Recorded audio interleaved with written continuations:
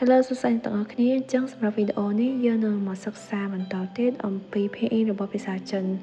ញ្ចឹងដោយសារតែផ្នែកជនជាតិរបស់យើងគឺបាន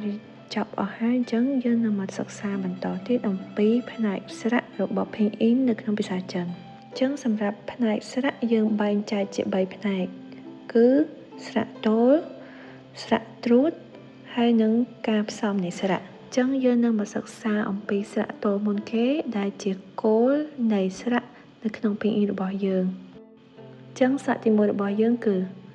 អាស្រៈទី2អស្រៈទី3អឺ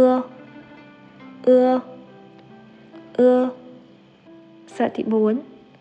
អ៊ីស្រៈទី5អ៊ូស្រៈទី6យឺចឹងសម្រាប់អ៊ីនេះគឺយើងត្រូវធ្វើមាត់ស្រួចយឺ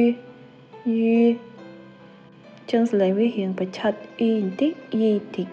អូខេទាំងអស់គ្នាអញ្ចឹងសម្រាប់មេរៀនស្រៈតូលរបស់យើងថ្ងៃនេះមានតែប៉ុណ្្នេះឯងអញ្ចឹងសម្រាប់មេរៀនថ្មីបន្តទៀតអ្នកទាំងអស់គ្នាអាចចូលទៅមើលនៅក្នុង account TikTok របស់នាងខ្ញុំបានអរគុណបាយបាយ